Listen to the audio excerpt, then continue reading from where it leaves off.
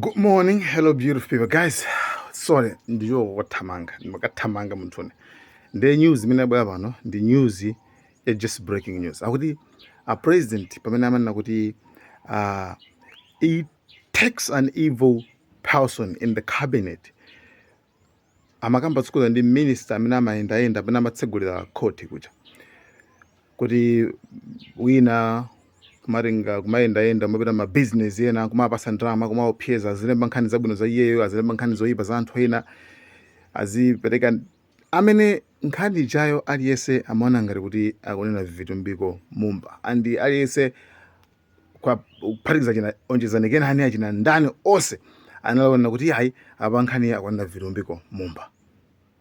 Therefore nkhani inali yoti yovuta kwambiri komano panopa just breaking news Malawi News 24 yangopanga confirm kuti yayi nkhani ija akuti amanena Mr. Thomson Mpinganjira. What? What? All right. Oh my God. Okay. Nde akuti nkhani amanena Mr. Thomson Mpinganjira. Nde anyway, guys, maybe you should just watch it again. Here present, the Reverend Dr. Humphreys Yamble, officiating clergy, and all the religious leaders here present, all the traditional leaders here present, ladies and gentlemen, today I want to talk to you about integrity and selfishness. Now, it may seem strange to some of you to see those two words side by side. But if you're willing to indulge me, you will soon find that those of us who are philosophers by training have a habit of seeing ideological links between two seemingly unrelated ideas. But perhaps before I present my hypothesis, I should tell you just this short story about our country. 5 years ago, a citizen of our country was arrested on serious allegation that he tried to bribe judges who had been appointed by the Chief Justice to preside over a case related to the 2019 presidential election. As the story goes, the judges not only refused to take the money, but also proceeded to report the individual to law enforcement agencies, resulting in that accused person being charged and tried and convicted. The judges then proceeded to preside over the presidential election case and to deliver a judgment that rescued the people of Malawi from continuing to have their government in the hands of a political party that had been given electoral victory using result sheets compromised by TPEX. Now, this story of the 5 judges of the Constitutional Court is an inspiring example of the power of integrity. Not only did the integrity of these judges save Malawi from a fraudulent election, but it put Malawi on the map around the world as a center for judicial excellence that all the nations of the world are now coming here to learn from. So, Honorable Chief Justice, when you said a moment ago that our judiciary is, quote, a bulwark of the rule of law that delivers independent and impartial justice, end of quote, you were not only exaggerating, or not at all, I should say, exaggerating. And the 5 judges of the Constitutional Court are Exhibit A of this fact. But the point I want to make today is that it is not enough to celebrate and recognize these role models of integrity. We must also emulate them. And in order to emulate our role models of integrity, we must understand what causes a person in public service to act with integrity in an environment where so many forces are constantly trying to compromise you to betray your own country. Or to put the question in another fashion, every person working in government must understand what causes any person to compromise their integrity. And the short answer to that question is that the number one thing that compromises a person's integrity is selfishness. If the 5 judges of the Constitutional Court were only thinking about themselves or their own advancement, their own enrichment, and their own safety, their integrity would most definitely have been compromised. This is an important point for us to grapple with, because there are naive people in this country who think that it takes an evil person in the judiciary to accept a bribe in exchange for a favorable judgment in court, or that it takes an evil person at Roads Authority to cut corners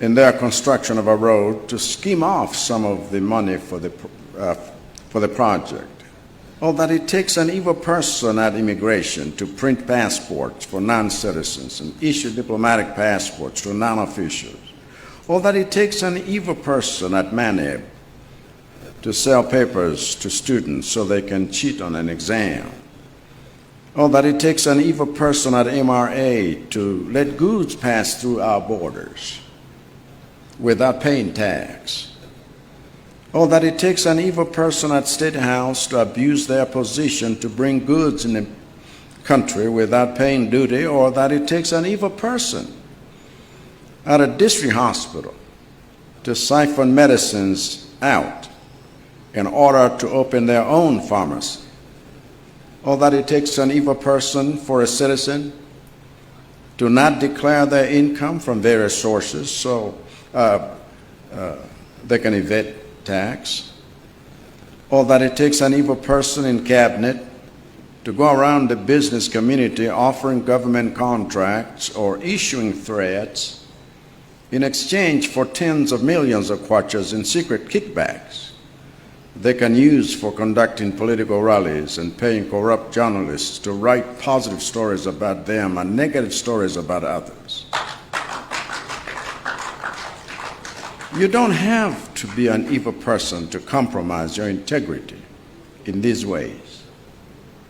You can be a decent person, a person who is respected and liked in society, a person who is well educated even, a person who is well traveled, a person who is popular, and a religious person who has a reputation for moral and ethical behavior, and yet secretly compromise your own integrity. Not because you had evil intent, but simply because you chose to be selfish by using your position for self-interest. In fact, the self-interest and selfishness that compromises a person's integrity is not always bad in and of itself.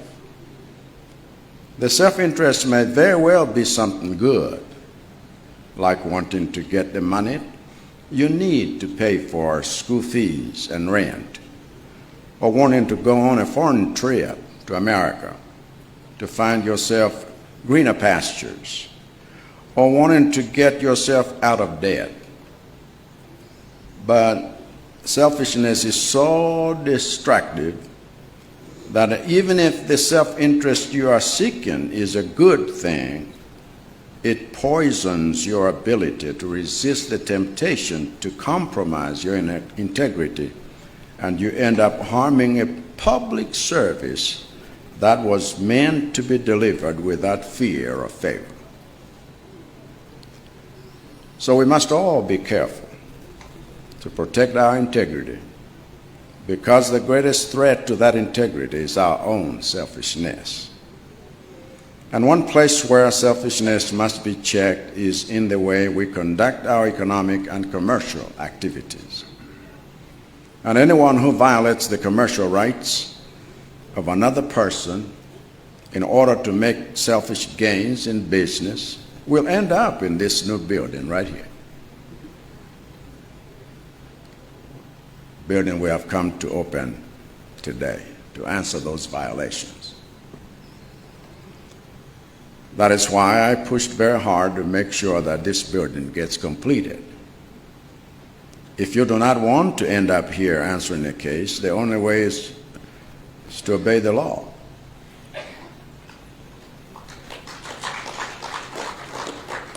Because obeying the law is the prevention that is better than the cure.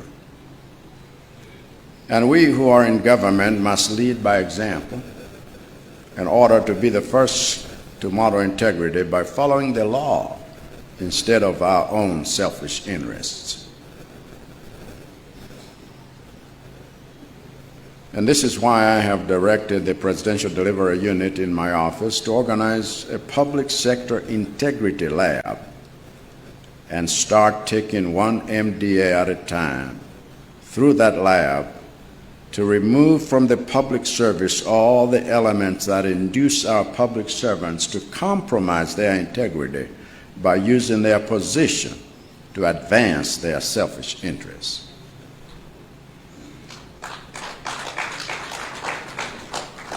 And I believe that with all the progress we've made in public sector reforms in first term, including the completion of public sector infrastructure like this commercial high court building, this public sector integrity lab that will run from now to the end of my second term, God willing, will create the clean and professional civil service we need to take our development forward. Lastly, Chief Justice, Honorable Chief Justice, I'm happy to update that just about 11 days ago, like you have taken note, I directed the Minister of Justice to sign an implementation agreement with the government of the Republic of China on the construction of the judicial complex in the capital. So I'll let you know when we are ready for the groundbreaking ceremony for that, since that building will be critical to the creation of greater access to justice for Malawians in my second term. With these remarks, Honorable Chief Justice, I declare this commercial court building officially open.